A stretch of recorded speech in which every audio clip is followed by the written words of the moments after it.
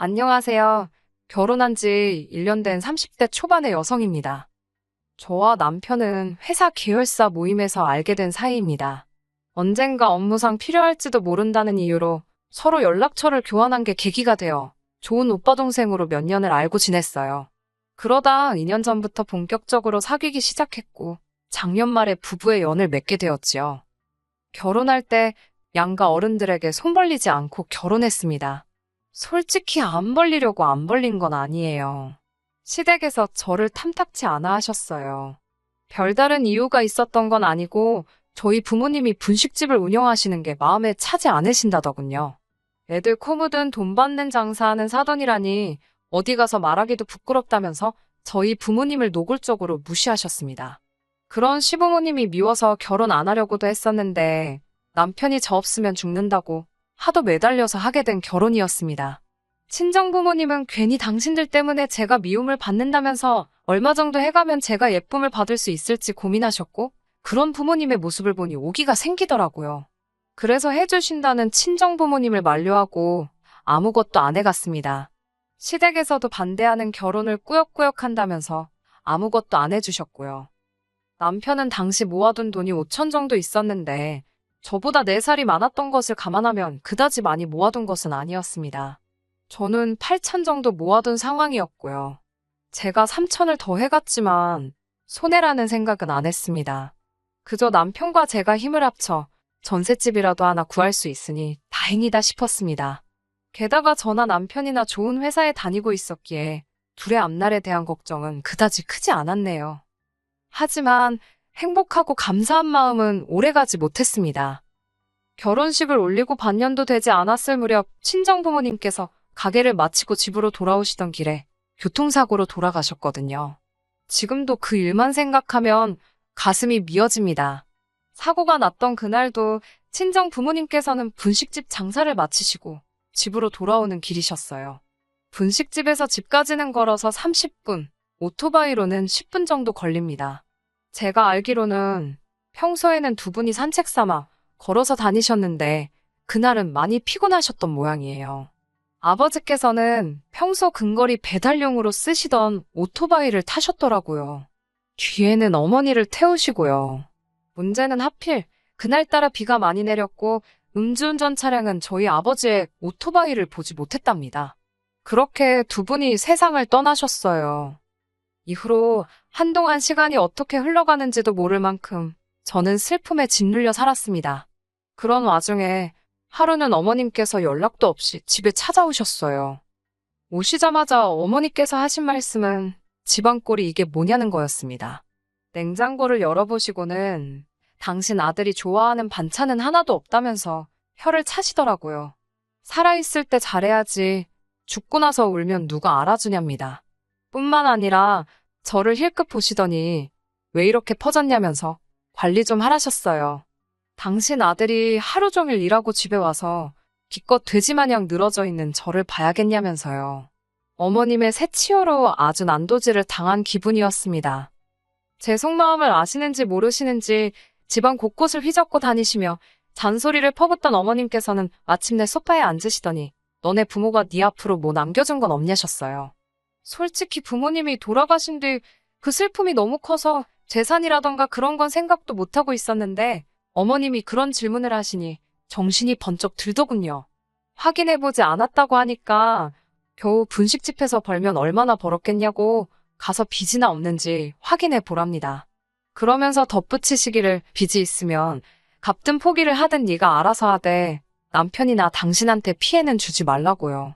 그건 저희 부모님이 만드신 거니까 제가 알아서 해야 하는 거라고 신신당부를 하시면서요. 어머님 말씀이 서운하고 얄미웠지만 한편으로는 언젠가 한 번은 했어야 하는 일이지 싶어서 주민센터를 찾아갔어요. 그리고 얼마 후 알게 된 결과는 충격적이었습니다. 빚은 고사하고 오히려 부모님께선 제 앞으로 큰 재산을 남겨두셨더라고요. 가치가 15억에 달하는 3층짜리 건물이었지요. 대출도 얼마 남지 않아 있었고요. 사실 처음엔 비밀로 하려고 했습니다. 그런데 사람들 말이 어차피 결혼하면 재산세 낼 때 다 알게 된다더군요. 어쩔 수 없다 싶었어요. 그리고 솔직히 말하자면 유치하긴 했지만 한편으론 시부모님께 자랑하고 싶은 마음도 들더라고요. 조심스레 시부모님께 친정부모님이 제 앞으로 15억짜리 3층 건물을 남겨주셨다 하니 저더러 소설 쓰냐며 비웃으셨습니다. 하지만 제가 등기부등본을 보여드리자 어머님께선 한동안 말을 잇지 못하시더라고요. 솔직히 남편과 저 두 사람만 놓고 본다면 제가 절대 남편보다 못한 조건은 아닙니다. 학벌도 비슷했고 벌이도 비슷했으니까요. 그렇다고 시댁이 잘 사는 것도 아닙니다. 아버님은 20년 가까이 회사 생활을 하셨지만 소위 만년과장이셨어요. 그래서 다니셨던 회사 이름은 밝히셔도 직함은 절대로 말하지 않으십니다. 어머님은 평생을 전업주부로만 사셨고요. 두 분은 남편이 드리는 약간의 용돈과 연금 그리고 아파트를 담보로 받은 대출로 생활비를 융통하고 계셨습니다. 그나마 이 모든 사실도 결혼하고 나서 어머님이 말실수를 하시면서 알게 된 일들입니다. 결혼 전에는 아버님이 무슨 대기업 임원까지 할 뻔하셨다. 당신들은 재산이 많아서 그 재산으로 먹고 사신다. 거짓말을 어지간히도 치셨어요. 지금도 그 말 같지도 않은 허풍에 저희 부모님이 속상해하신 걸 생각하면 자다가도 눈이 번쩍 뜨일 지경입니다. 아무튼 결혼해서 살다 보니 별 볼 일도 없는 시댁이었고 그런 시댁 입장에서 하루아침에 며느리가 건물주라니 봉잡았다 싶었던 모양이에요. 떡 줄 사람은 생각도 안 하는데 별의별 소리를 다 하시더라고요. 하루는 아버님께서 당신이 왕년에 회계팀에서 일을 했던 경력이 있으니 제 건물에서 나오는 월세를 관리해 주시겠답니다. 대신 월급으로 한 달에 300씩 달라고 하시더군요. 너무 어이가 없어서 월세 관리가 뭐가 필요하냐고 여쭤봤습니다. 제 건물에서 장사하시는 분들 대부분이 4, 5년은 되신 분들이라 때 되면 어련히 제 계좌로 이체해 주시는데 아버님이 구태여 고생하실 필요는 없다고 완곡히 거절의 뜻을 밝혔지요. 하지만 동시에 생활이 혹시 어려워서 일자리를 찾으시는 건가 싶어 회계일 말고 건물 관리 일을 도와주시는 건 어떻겠냐고 여쭤봤습니다. 건물 관리라는 게 사실 어려운 일은 아니고 이상한 사람이 오가지는 않는지 청결한지 그런 것들만 체크해 주시면 되는 단순한 일이었어요. 마침 오랫동안 해주시던 아저씨께서 고향에 내려가신다고 했기에 그나마도 여쭤볼 수 있었던 거고요. 그러자 이번엔 어머님께서 노발대발 난리가 나셨습니다. 어디 며느리가 건물주인데 시아버지가 모양 빠지게 경비를 서냐면서 저더러 지금 시아버지 망신 주려고 작정을 했냐고 악을 쓰시더라고요. 제 입장에서는 호의를 베푼 건데 어머님이 악다구니를 쓰시니 얼떨결에 머리채 잡힌 기분이었어요.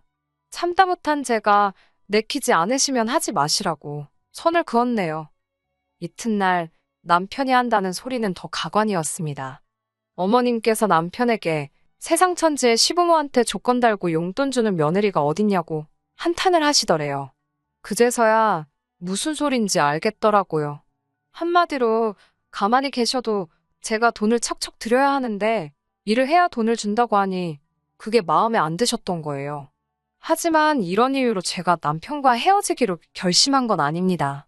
제가 이혼을 결심하게 된 결정적인 이유는 어머님이 말 그대로 저를 파셨기 때문이에요. 예전부터 궁금하긴 했지만 구태여 관심을 갖지 않았던 일들이 몇 가지 있는데 그중 하나가 바로 시부모님께서는 생활비를 도대체 어떻게 마련하시는 걸까였어요. 앞서 말씀드렸다시피 남편이 드리는 용돈과 연금 그리고 대출까지 받아 쓰고 계신다고 듣기는 했지만 사실 아파트라고 해봤자 시세 5억짜리라 대출을 받으시면 얼마나 받겠나 싶었거든요. 하지만 얼마 전 있었던 일로 그 궁금증이 완벽하게 해소되었네요. 알고 보니 어머님께서는 당신 친구들부터 한 다리 건너 아는 지인들까지 많은 사람들로부터 돈을 빌려 쓰고 계셨습니다. 제가 이 일을 알게 된 건 어머님께 돈을 빌려주신 분들 중 한 분이 제가 일하는 회사에 찾아오셨기 때문이에요. 영문도 모른 채 손님이 찾는다는 연락에 1층으로 내려갔는데 그분께서 다짜고짜 네 CM이란 여자가 돈을 안 갚는다며 저더러 어떻게 할 거냐고 따지더군요.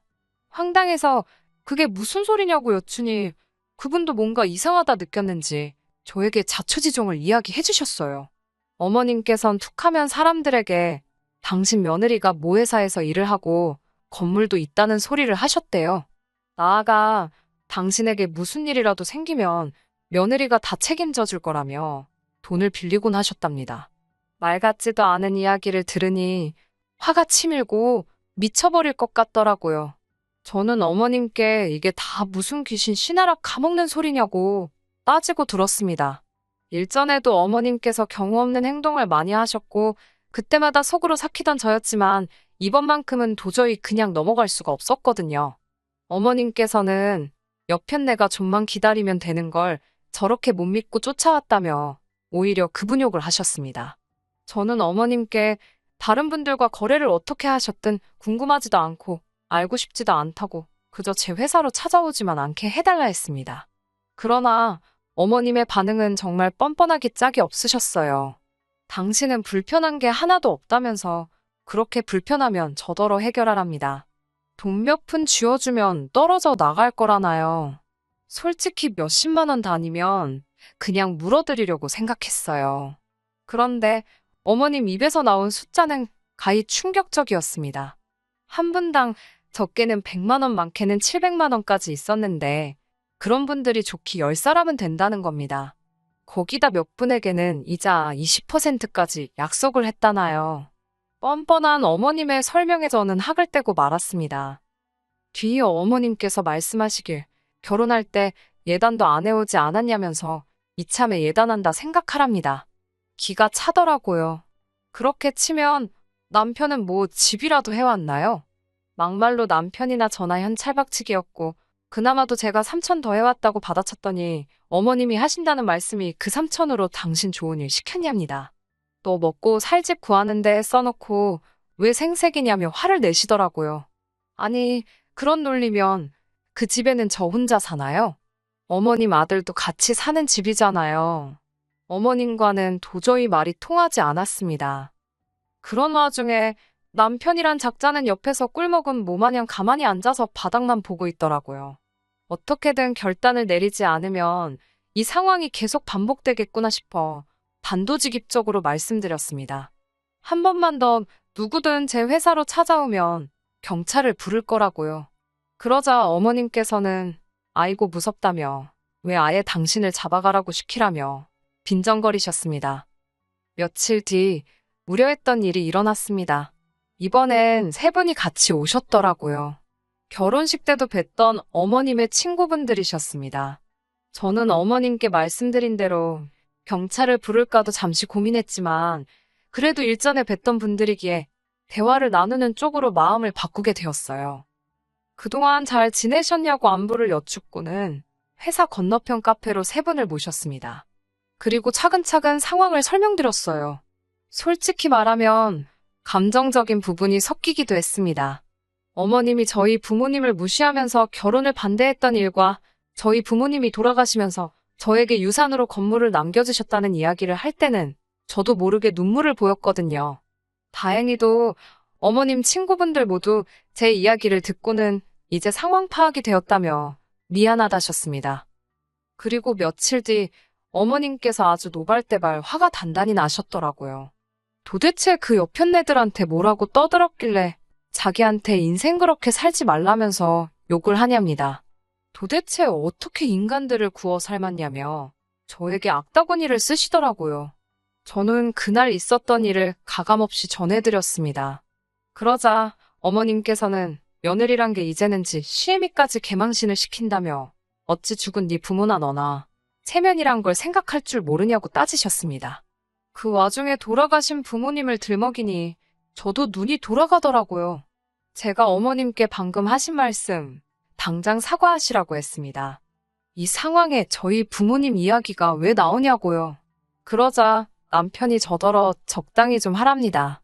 자기가 보기엔 그저 어머님이 서운해서 그러시는 건데 그것도 못 받아주냐면서 막말로 한 달에 월세만 1,000 가까이 들어오면서 돈독이 올랐냐입니다. 말 나온 김에 따져보자면서 그까짓 돈 몇 푼 갚아줄 것도 아니면서 가만히나 있지. 굳이 자기 부모님 개망신을 시켜야 했냐면서 목에 핏대를 세우더라고요. 평소에 제가 당하고 있을 때는 진짜 한마디도 안 하던 인간이 지 엄마 일이라고 희번덕거리는 걸 보니 어이가 없더군요. 저도 더는 당하고만 있을 수가 없어서 어머님에게 미친 듯이 싸댔습니다. 그 싫어하던 며느리 주머니에서 몇 푼 뜯어갈래다 잘 안 되니까 겨우 한다는 게 욕지거리냐고요. 어디 가서 암만 그래보시라고. 그래봤자 누구 하나 어머님 무서워하나. 저도 어머님 하나도 안 무섭다고 그랬습니다. 남편에게도 너도 그따위로 할 거면 내 옆에 있지 말고 니네 엄마한테 꺼지라고 했어요. 그러자 어머님께서는 너 말 잘했다며. 네가 먼저 우리 아들한테 이혼하자고 했으니까 그 건물 절반은 위자료로 내놔야 된답니다. 웃기지도 않아서 어머님 뉴스 안 보시냐고 물었습니다. 왜 끝까지 무식한 티를 내시냐며. 이건 제가 상속받은 재산이라 위자료랑은 아무 상관도 없다고요. 게다가 저희 지금 혼인신고도 안 되어 있는 거 기억 못 하시냐고 물으니 순간 어머님이 아차 싶은 표정을 지으셨어요. 어머님께서 저 너무 마음에 안 든다고 앞으로 하는 거 봐서 혼인신고하는 거 허락해 주신다면서 못하게 하셨거든요. 저는 어머님께 너무 감사하다고 덕분에 이렇게 수월하게 헤어진다고 인사를 드렸네요. 남편한테는 계좌번호 찍어서 보내라고 했습니다. 결혼할 때 너가 가져온 5천에서 1,000만 원은 네가 먹고 쓴 거다 치고 나머지만 보내준다고 했습니다. 그러자 남편이 당황한 눈초리로 또 뭘 그렇게까지 하냐면서 그냥 이쯤에서 그동안 마음속에 쌓인 이야기 다 풀었다 치자네요. 웃기지도 않아서 내가 그동안 당한 게 얼만데 꼴랑 어머님 욕 좀 드신 걸로 풀긴 뭘 푸냐고 됐다고 했습니다.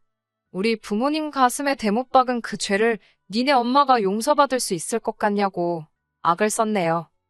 이후로 저는 남편과 다시 남남이 되었어요.